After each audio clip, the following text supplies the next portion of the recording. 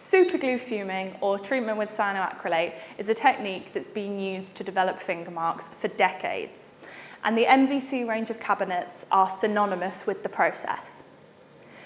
Today, what we're going to do is treat some items in the MVC FFLEX, and then we will take a look at those items on the DCS as well a little bit later.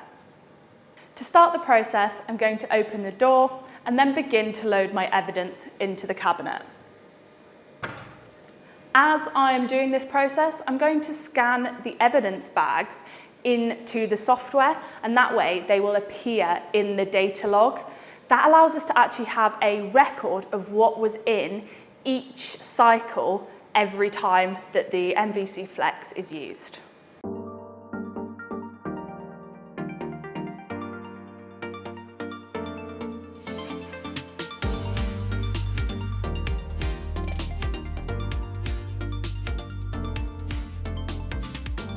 Now, evidence can be loaded into the cabinet in whichever way you want. The shelving within the cabinet is adaptable and changeable so that hopefully we're able to accommodate a range of different evidence types within this one cabinet type, depending on the evidence that is being processed within that cycle. Treatment with superglue or cyanoacrylate is a three-stage process. Now, the first stage of this is a humidification cycle.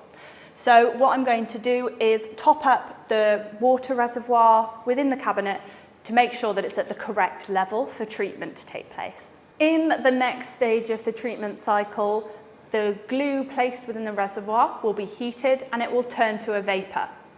Now, what's a little bit different about the MVC FFLEX is that the filters used within the FFLEX are smart. Now, as a part of this process, we need to weigh how much glue we are using in each run of the cabinet. And so I'm just going to top up my foil dish with some glue and then enter the weight into my cabinet.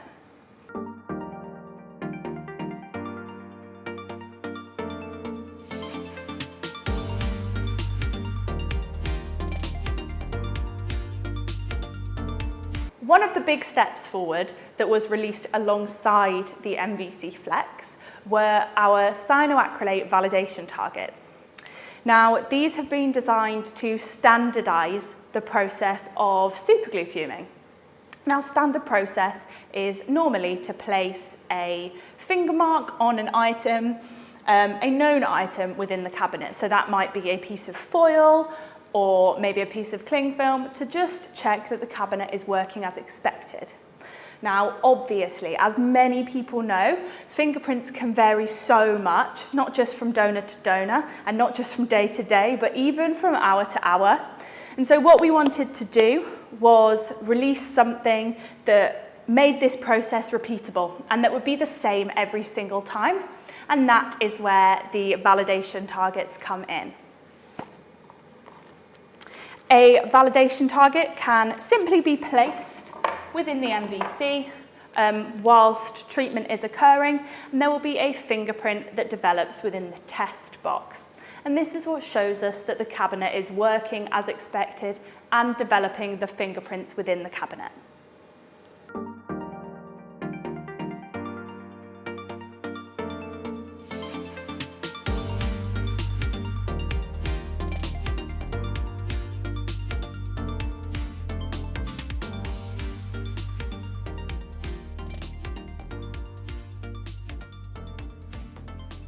Now that everything I need for my treatment cycle is inside the cabinet, I'm going to shut the door, and starting a run can be as simple as selecting a preset from the menu.